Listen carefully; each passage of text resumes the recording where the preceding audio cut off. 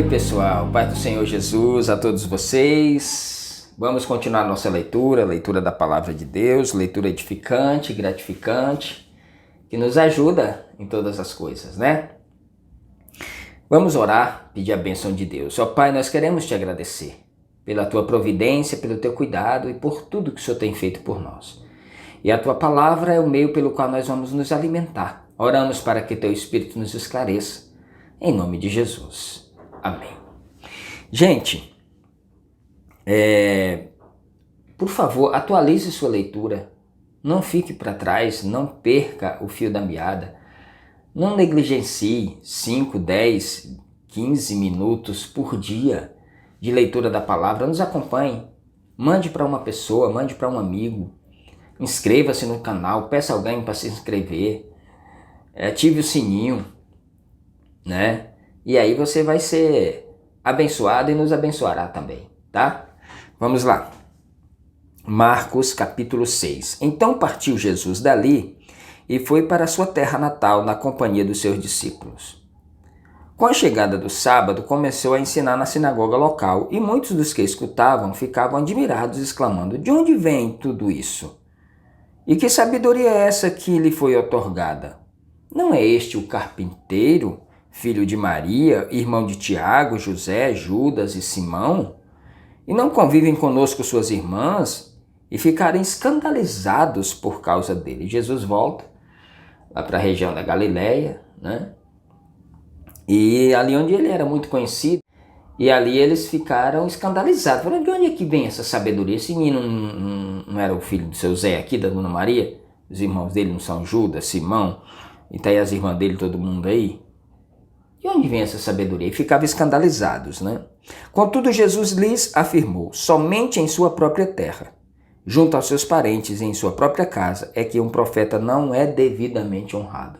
Falou: o profeta não tem honra na sua terra, não tem jeito mesmo, né? E por isso não podia realizar ali nenhum milagre, com exceção feita a alguns doentes que ao impor das suas mãos foram curados. E perplexo com a falta de fé por parte dos seus, passou a percorrer os povoados vizinhos e os ensinava. Jesus ficou admirado com a sua própria gente e com o descaso da sua própria gente. Convocou então os 12 para junto de si e os enviou de 2 em 2, concedendo-lhes a autoridade sobre os espíritos imundos. E determinou que nada levassem pelo caminho a não ser um cajado somente, nem pão, nem mochila de viagem, nem dinheiro em seus cintos, que andassem calçados com sandálias, mas não carregassem 2 túnicas, e recomendou-lhes: sempre que entrardes em uma casa, nela permanecei até vos retirardes de lá. Contudo, se alguma aldeia não vos receber, nem vos quiser ouvir, ao partir desse lugar, sacudi a poeira de debaixo dos vossos pés como testemunho contra eles. Eles partiram e pregavam que todos se arrependessem, e expulsavam muitos demônios, ungiam com óleo inúmeros doentes e os curavam. E essas notícias chegaram aos ouvidos do rei Herodes, porquanto o nome de Jesus havia já se tornado célebre. Algumas pessoas estavam comentando: João Batista ressuscitou dos mortos. Essa deve ser a razão pela qual através dele se operam poderosos milagres. Entretanto, outros alegavam: ele é Elias. Ou ainda outros declaravam: ele é profeta, como um daqueles profetas do passado. Mas quando Herodes tomou conhecimento do que se comentava, exclamou: João, a quem mandei decapitar, ressuscitou dos mortos. Porque o próprio Herodes havia expedido as ordens para que prendessem João e o acorrentassem no cárcere, por influência de Herodias, esposa de Filipe, seu irmão, com a qual viera a se casar. O cara estava tendo um caso com a cunhada, e João denuncia, e aí, por influência dela, que chamava Herodias, ela foi e mandou prender João, e pela sua filha, né, a filha de Herodias, dançar bonitinho no dia da festa, de aniversário, e aí ele foi e: pode me pedir o que você quiser, e eu te darei. E aí a mãe dela falou, pede a cabeça de João num prato. Aí ela pediu e ele não teve como negar, porque o rei já tinha dado a palavra. Pois na ocasião João havia admoestado Herodes, não te é lícito viver com a mulher do teu irmão. Por esse motivo Herodias odiava e tensionava matá-lo, contudo não conseguia realizar seu intento. Porquanto Herodes temia a João, e sabedor de que era um homem justo e santo, o protegia. E quando o ouvia, ficava admirado e o escutava com prazer.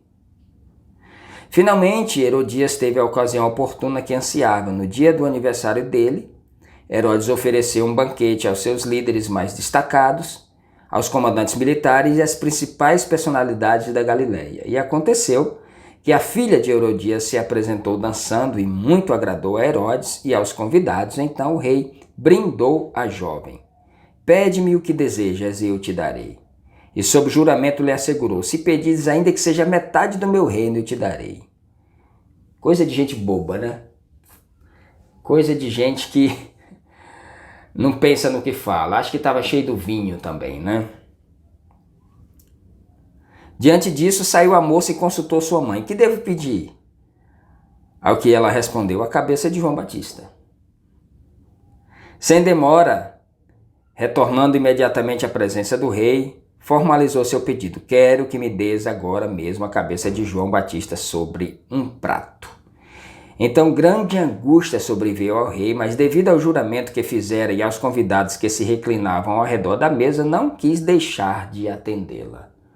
Aí ele se viu em maus lençóis porque ele admirava João e temia, porque ele sabia que aquilo era um momento de Deus. Mandou, portanto, imediatamente um carrasco com ordens para trazer a cabeça de João.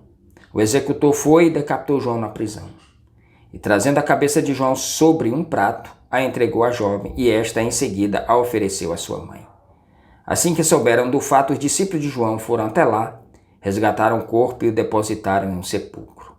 Retornaram os apóstolos e reuniram-se com Jesus para lhe relatar tudo quanto haviam realizado e ensinado. Então convidou-lhes Jesus, vinde, somente vós comigo, para um lugar deserto e descansai um pouco, pois a multidão dos que chegavam e partiu era tão grande que eles nem sequer tinham tempo para comer.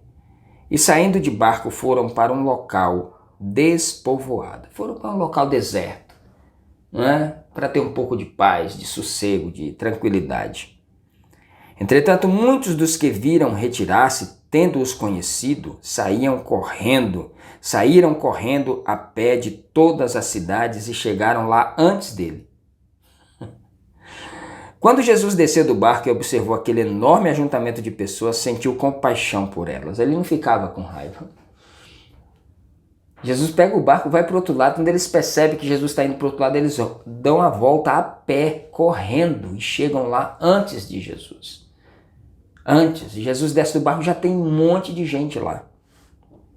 Quando Jesus desceu do barco e observou aquele enorme ajuntamento de pessoas, sentiu compaixão por elas, porquanto eram como ovelhas sem pastor, e sem demora passou a ministrar-lhes muitas orientações. Com o passar das horas, o final da tarde estava chegando, e por isso os discípulos se aproximaram de Jesus e avisaram: este lugar é deserto, e a hora é já muito avançada. Despede, pois, a multidão para que possam ir aos campos e povoados vizinhos comprar para si o que comer. Jesus, porém, os instruiu: provede-lhe vós mesmo de comer? Ao que lhe replicaram: devemos ir comprar cerca de 200 denários de pão para dar-lhes de comer? Mas Jesus lhes indaga: quantos pães tende? Ide verificar. E tendo-se informado, comunicaram 5 pães e 2 peixes. Então Jesus determinou-lhe que fizessem com que todo o povo se acomodasse em grupos, reclinados sobre a relva verde do campo. E assim o fizeram, assentando-se em grupos de 100 em 100, de 50 em 50. Que coisa organizada, né? Aqui Marcos já dá mais detalhes, né? Mateus fala da multiplicação dos pães, mas ele não dá esses detalhes. E tomando ele os 5 pães e os 2 peixes, elevou os olhos ao céu, rendeu graças e partiu o pão. Tudo que vier à tua mão precisa ser elevado ao céu e rendido graças a Deus. Em tudo que fizermos, nós temos que dar graças a Deus. Esta é a vontade do nosso Pai, que demos graças a Ele por tudo, por tudo. A seguir, os entregou aos seus discípulos para que os servissem ao povo. Da mesma maneira, repartiu os 2 peixes entre toda a multidão ali reunida. Todas as pessoas comeram à vontade e ficaram satisfeitas. Os discípulos ainda recolheram 12 cestos repletos de pedaços de pão e de peixe. E foram alimentados 5.000 homens naquele dia. Logo em seguida, insistiu com os discípulos para que entrassem no barco e seguissem adiante dele para Betsaida, enquanto ele se despedia do povo. Tendo despedido, subiu a um monte para orar. Chegando à noite, o barco estava no meio do mar e Jesus encontrava-se sozinho na terra.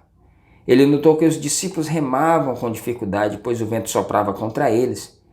Em plena madrugada, Jesus vinha na direção deles, andando sobre o mar, e já estava prestes a passar por eles. Assim que o viram caminhando sobre as águas, logo pensaram se tratar de um fantasma e por isso gritaram. Eles se assustaram tanto com alguém andando por sobre o mar que eles pensavam que era um fantasma. Como é? Nunca houve um precedente histórico desse, né? Lógico que eles iam pensar que era um fantasma. Porque um homem andando sobre o mar, onde eles viram isso? Em lugar nenhum. Pois todos o tinham visto e ficaram apavorados. Contudo, Jesus lhes anunciou: "Tende coragem, sou eu, não tenham medo." Que é isso, gente? Pessoal, calma, sou eu, estou aqui. Então logo saiu do barco para junto deles e o vento se acalmou e eles ficaram pasmos. Afinal, eles nem tinham entendido o milagre dos pães, porquanto seus corações se mantinham endurecidos. Até o coração dos discípulos ainda estavam endurecidos. Depois de atravessarem o mar, chegaram a Genezaré e ali aportaram. Logo que desembarcaram, o povo reconheceu Jesus. Multidões viajavam por toda aquela região, levando seus enfermos em macas. Para onde ouviam que ele estava, eles iam para lá. E onde quer que ele fosse ministrar, povoados, cidades ou campos, a população trazia os doentes para as praças e imploravam-lhe que pudessem ao menos tocar na borda do seu manto. E todos que nele tocavam eram curados. Observe que Marcos mostra esse Jesus servo, sempre se movendo de íntima compaixão, sem ter tempo para se alimentar, sem ter tempo para comer direito, para descansar direito. Se ele fugia para um lado, para um lugar deserto, o pessoal corria a pé e chegava primeiro. Se ele pegava o barco e voltava para onde ele estava, chegava lá, as pessoas reconheciam, corriam para ele, rogavam, pediam, clamavam, e ele sempre servindo as pessoas. Que Deus abençoe, que você aprenda com esse Jesus a se tornar um servo, alguém que vai alimentar as pessoas, que vai melhorar a vida das pessoas. Essa é a nossa missão. Por isso que nós somos discípulos de Jesus.